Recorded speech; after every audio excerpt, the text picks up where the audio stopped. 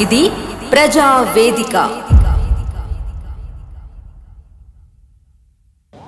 ఈరోజు సర్వసభ్య సమావేశము greater Warangal municipal కార్పొరేషన్లో నూతనంగా రెన్యువేట్ అయినటువంటి కౌన్సిల్ హాల్ మా గౌరవ కార్పొరేటర్లు అదేవిధంగా గౌరవ శాసనసభ్యులు గౌరవ కమిషనర్ గారు అందరం కలిసి దాన్ని ఇనాగ్రేట్ చేసుకోవడం జరిగింది.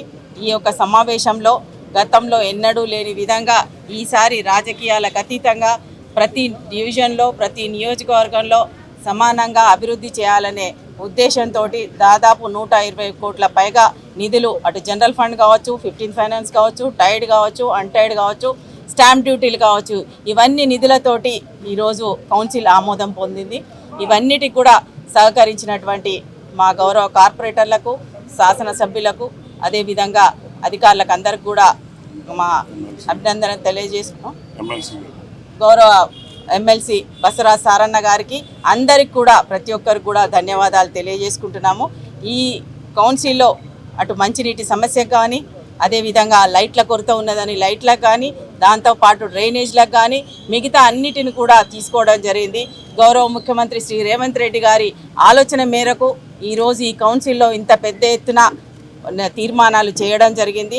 వారు ఇప్పటికే వరంగల్ నగరాన్ని ప్రత్యేక దృష్టిని కేటాయించి అనేక నిధులను ఇవ్వడం జరిగింది. ముఖ్యంగా ఈ సమావేశంలో ఇంత పెద్ద ఎత్తున నిధులు తీసుకోవడానికి ముఖ్య కారణం స్టాంప్ డ్యూటీ నిధులను గౌరవ ముఖ్యమంత్రి శ్రీ రేవంత్ రెడ్డి గారు 173 కోట్లను ఇవ్వడం ద్వారానే ఇవన్నీ కూడా ఈ నిధులను చేసుకోవడం జరిగింది. ఇటు అభివృద్ధి పనులు, ఇటు వర్కర్స్ శాలరీస్ ఇవన్నీ కూడా కార్పొరేషన్ మీద భారం పడకుండా ఎన్నో ఏండ్లుగా దాదాపు 10 సంవత్సరాలు గత ప్రభుత్వంలో పెండింగ్ ఉన్నటువంటి స్టాంప్ డ్యూటీ నిధులను ఇవ్వడం ద్వారానే ఈరోజు ఈ అభివృద్ధికి నాంది పలికిందని తెలియజేసుకుంటూ ఈ కార్యక్రమాన్ని ఇంత విజయవంతంగా నిర్వహించడానికి సహకారం అందించిన ప్రతి ఒక్కరికి, పత్రికా విలేకరులకు, మీడియా సోదరులకు అందరికీ కూడా ధన్యవాదాలు తెలియజేసుకుంటున్నాను.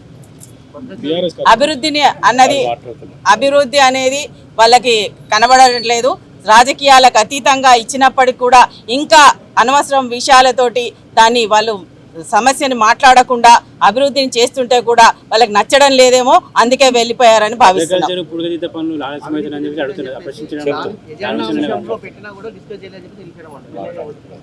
సంబంధం లేని విషయం అది, కార్పొరేషన్ కి సంబంధం లేని విషయం. అదేదైతుందో ఇరిగేషన్ అధికారులకు ఉంది, దానికి మా గౌరవ శాసనసభ్యులు దానికి తెలియజేస్తున్నారు. సర్వసభ సమావేశానికి వచ్చినటువంటి పెద్దలకు, మేయర్ గారికి కానివ్వండి, నాగరాజు గారికి, ప్రకాష్ రెడ్డి గారికి, బసవరాజ్ సారన్న గారికి, కార్పొరేటర్లకు అందరికీ కూడా వేరు నమస్కారాలు. ఇవాళ చరిత్రలో ఎన్నడూ జరగనటువంటి విధంగా ప్రతి డివిజన్కు నిధులు కేటాయించటం, కాంట్రాక్టర్లు గతంలో ధర్నాలు చేసిన సందర్భాలు చూసినాం. కాంట్రాక్టర్ల బిల్లులు అన్నీ చెల్లించడం, కొత్త వర్కులకు కొబ్బరికాయలు కొట్టి మేము శిలాపలకాల తీరుగా ఎలక్షన్ల ముందు ఇందులో 2 కోట్లు ఉంటే 50 కోట్ల కొబ్బరికాయలు కొట్టకుండా కొబ్బరికాయ కొట్టిన పనిని 90% పనులని వారం, 10 రోజులు, నెల రోజులు డెడ్ లైన్ పెట్టి మేము క్లియర్ చేసుకుంటూ వచ్చినటువంటి చరిత్ర మీరు చూస్తున్నారు. ఇవాళ వాళ్ళు బయటికి వెళ్ళిండ్రు అని అంటే భద్రకాళి అమ్మవారి మాడవీధుల గురించి, అదేవిధంగా భద్రకాళి అమ్మవారి పూడికతీత గురించి వారు ఒకటి అడుగుతారు, ఒకటి చెప్తుంటారు, ఒకటి అడుగుతారు, ఇంకోటి చెప్తుంటారు. చెప్పేదాకా ఇనే ఓపిక ఉండాలి. ఇవాళ అది చేయటం వల్ల మంచి పేరు వస్తుందని చెప్పి సుమారు 9.5-10 కోట్ల రూపాయలు కేటాయించడం జరిగింది. దాంట్లో అవకతవకలు అంటాడు.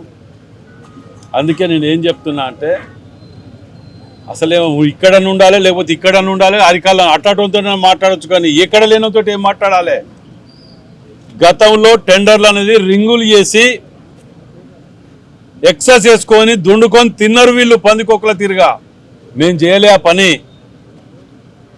లెస్లో పోయి 10 రూపాయలది 8 రూపాయలకు 7 రూపాయలకు చేస్తామని లెస్లో చేసిన దాంట్లో అవకతవకలు జరిగినాయంటే మరి వాళ్ళకి మెదడుండి మాట్లాడుతుండా లేక మాట్లాడుతుండా వాళ్ళ మాజీ శాసనసభ్యులు కానీ వాళ్ళు కానీ ఆలోచన చెయ్యాలి. ప్రజలు కూడా వచ్చిన 9-10 కోట్ల రూపాయలకు మరి ఎందుకు తీయలేకపోయినరు అంటే ఎండినాక డీలు తీసిన తర్వాత నెల రోజుల వరకు పచ్చిగానే ఉంటుందా?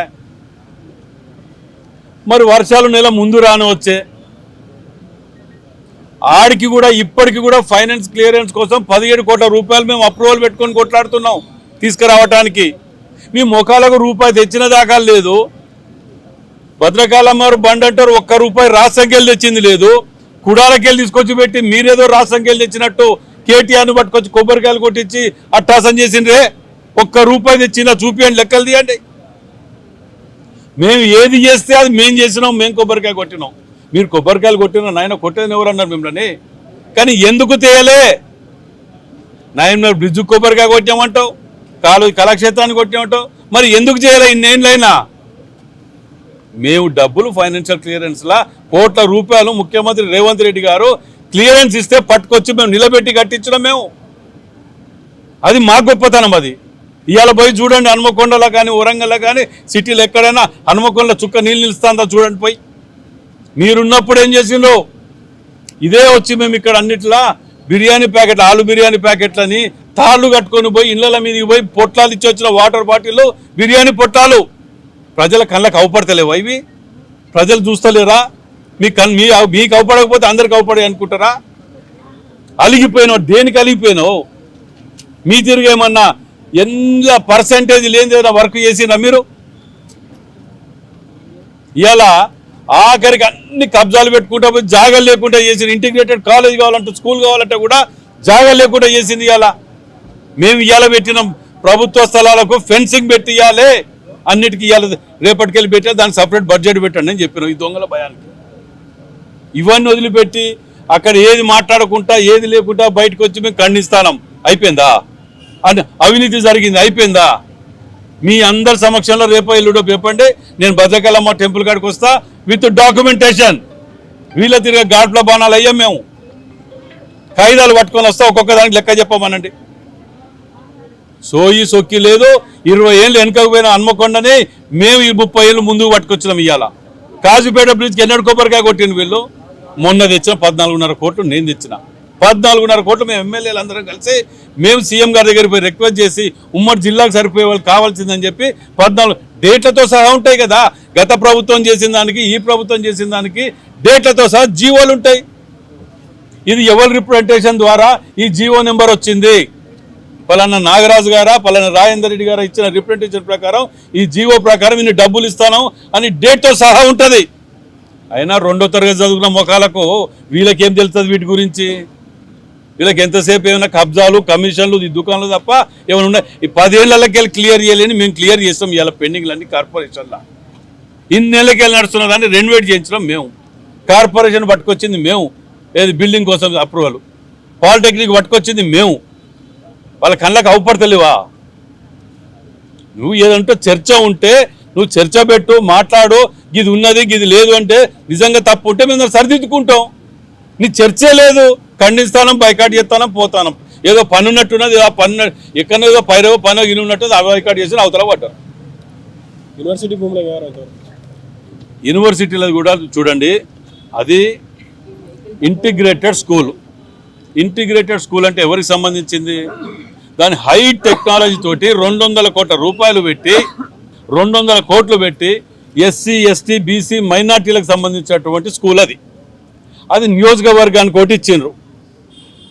అందులో ఫస్ట్ ఫేజ్లో 20 టెండర్ పెట్టమని మనకి ఇవ్వడం జరిగింది హన్మకొండకు. హన్మకొండ జాగాలు లేవు. మరి వాస్తవానికి ఎక్కడ కడదాం, ఎక్కడ ప్లేస్ ఉన్నా కడదాము. కానీ కేజీ టు పీజీ అని మీ ఎలక్షన్ మేనిఫెస్టోలో పెట్టిన కదా టీఆర్ఎస్ వాళ్ళు. మరి ఇవాళ అది ఆ స్కూలు యూనివర్సిటీలో కడితే తప్పేంటిదయా? పోలీస్ డిపార్ట్మెంటు 25 ఎకరాలు 25 ఎకరాలు అప్పుడు సిఆర్పిఎఫ్ క్యాంప్ ఉన్నది తీసుకున్నారు. మీరు అది ఇన్నేళ్ళకి వెళ్ళి ఏం చేసిండ్రు? దాన్ని తీసుకోకుండా వాపస్ అయిపోయినాక సిఆర్పిఎఫ్ క్యాంప్ వెళ్ళిపోయింది కదా. ఓ కాకముందు ఎట్లిచ్చిండ్రు? ఇవాళ చదువు గురించి, పేద పిల్లల గురించి మంచి స్టాండర్డ్ స్కూళ్ళలో చదవటానికి కోసం ఏర్పాటు చేస్తారని ఆ డిపార్ట్మెంట్కి ఇచ్చిన దాన్ని 15 ఎకరాలు కన్స్ట్రక్షన్కి ఇవ్వండి అని అంటే దానికి మాజీ ఎమ్మెల్యే, శాసనసభ్యులు ఓ 2-3 ప్యాకేజ్కి టీంలను పెట్టి ఆ యూనివర్సిటీలో ధర్నా అని చెప్తున్నట్టే సిగ్గుచేటు, అవమానం. అది ఏ కాలేజ్, ఏ యూనివర్సిటీలో లేదా? ఉస్మానియాలో లేదా? ప్రతి యూనివర్సిటీలో సైనిక్ స్కూల్ కానీ ఇంకే స్కూల్ కానీ అవన్నీ మన ఇంకేం స్కూల్ అంటారు వాటిని మన మడికొండలో ఉన్న చూడండి గురుకుల్ స్కూల్ కానీ ప్రతి యూనివర్సిటీలో ఉన్నాయి, మన దగ్గర లేదు. అరే 200 కోట్ల రూపాయలు నీ జీవితంలో తేలేవరా నాయన, నువ్వు తేలేదు, మేము తీసుకొచ్చిన వాటిని ఎలగొడతా అంటే ప్రజలు క్షమించరు మిమ్మల్ని. రేపు అది కనుక ఏదైనా జరిగితే పూర్తి బాధ్యత టీఆర్ఎస్ వాళ్ళే. ఇంత అన్యాయం ఉంటుంది అవి మాట్లాడుతూ లేరని చెప్పి ఓ 10 మందిని పేమెంట్ బ్యాచ్లను పెట్టి దాన్ని మన వైస్ ఛాన్సలర్ దగ్గరికి పోయి మెమోడం నేను అందుకే ఓ పని చేయదలుచుకున్నా. రేపో మాపో పట్టణాభివృద్ధి కమిటీ నుంచి ఓ 10 మందిని కమిటీ అలాట్ చేస్తా. అందులో మీడియా సోదరులు ఒకరిని, ప్రొఫెసర్లను ఒకరిని, మన ఒక్కొక్క డిపార్ట్మెంట్ ఒక్కొక్కరిని మేధావులను పెట్టి ఓ 10 మందితో కమిటీ చేస్తా, వాళ్ళే నిర్ణయించమనండి. ఎంత అన్యాయం అదైతే అంటే భద్రకాళి అమ్మవారు చేస్తే చెడగొట్టాలి, మంచి పేరు వస్తుంది. యూనివర్సిటీలో వాటికి చేస్తాం, ఇంటిగ్రేటెడ్ స్కూల్ తీసుకొద్దామంటే వాటి చెడగొట్టాలి.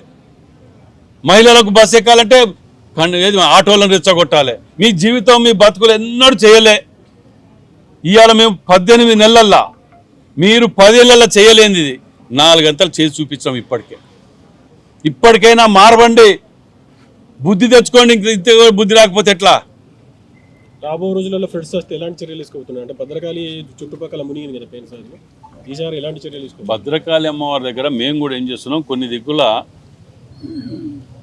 బాటిల్ నెక్ ఉన్నది, పోతన నగర్ ఉన్నది, ఆడ మీద కట్ట మీద బాటిల్ నెక్ తిరుగు నారుకొచ్చి జామ్ అవుతుంది. అక్కడ వారిని వెకేట్ చేసి వారికి డబుల్ బెడ్రూమా వాళ్ళకి ఆల్టర్నేట్ అకామిడేట్ చేసి దాన్ని క్లియర్ చేస్తే కొన్నిట్లలో పరిష్కారాలు దొరుకుతాయి. ఈ అన్నిట్లలో పోతే ఆ డబుల్ బెడ్రూమ్లో కూడా అందులో పుల్లలు పెడతారు, పోయి ఆడ 4 దోలుతారు, 4 పట్టుకొని వాళ్ళు ఈ కాలనీ వాళ్ళు 2 కాలనీల వాళ్ళు మా లిస్టులోకి ఇవి అంటే నేను చెప్పిన ఆ లిస్టును ఎంక్వైరీ పంపుతాం. ఆ లిస్టులలో ఉన్న వారికి ఎలిజిబిలిటీ ఉన్న వాళ్ళకి తప్పకుండా ఇస్తామని చెప్పినాం. దాన్ని వదిలిపెట్టేసి పేమెంట్ గతంలో వసూలు చేసిన దుకాణాలు ఉన్నాయి వీళ్ళవి, వాళ్ళందరికీ కూడా హెచ్చరిస్తాను. వాళ్ళ డబ్బులు వాళ్ళకి ఇవ్వకపోతే మీ మీద పీడీ యాక్ట్లు పెట్టిస్తే ఆఖరికి ఆ డబ్బులు కనుక ఇవ్వకపోతే 8-9 ఏళ్ళు అయింది ఇవాటి వరకు ఆ ఇండ్లు ఇవ్వలే. 16 నెలలకెళ్ళి 18 నెలలకెళ్ళి 50 సార్లు రివ్యూ మీటింగ్ పెట్టి ఆడికి కొలికి పట్టుకొచ్చి రేపు మాపో ఇస్తాను. దానిని ఆ పేమెంట్ బ్యాచ్ ఇచ్చిన కలెక్టర్ గారి దగ్గర తోలుతారు. తెలియదు అక్కడనే పెట్టండి, కమిటీ వేసి పెట్టండి, అదే తేలిపోద్ది కదా. అవేమి లేవే. పొద్దుగా లేస్తే అభివృద్ధిని ఎట్లా అడ్డుకోవాలనే ఆలోచనతోటే ఈ టీఆర్ఎస్ నాయకులు దానికి ఆ పెద్ద మనిషి మసలంచారు, ఆయనకి ఎట్లా ఇది నాకు అర్థమే కాలే. మంచిగా ముసురు పడతా చేపలు గీపలు తినాడు ఉండకాడ కథం చేసి వచ్చి ఈడికొచ్చి ఇదే తలకాయ కూడా తినకూడదు, ఈడికొచ్చి ఇదే దుకాణం పెట్టిండే. నీకేం తెలుసు దాని గురించి? ఆయన గురించి ఏం తెలుసు అని ఇక్కడ దుకాణం పెట్టిన చెప్పు, నాకు అర్థం కాలే. దాని మీద చర్చకు రమ్మని చెప్పు. ఒక్కటి లేదు, పొద్దుగా లేస్తే అబద్ధాలు ఆడు. ఆ భద్రకాళి అమ్మవారు కూడా ఫోటో పెట్టుకొని అమ్మవారి మొట్టని పెట్టుకొని తిరుగుతూ ఉంటాడు. ఇదేం పద్ధతిలే? మారవండి ఇప్పటికైనా. న్యాయం వైపు నిలబడే గలం గంగా ప్రవాహం. For latest updates subscribe to G News. ఇది ప్రజా వేదిక.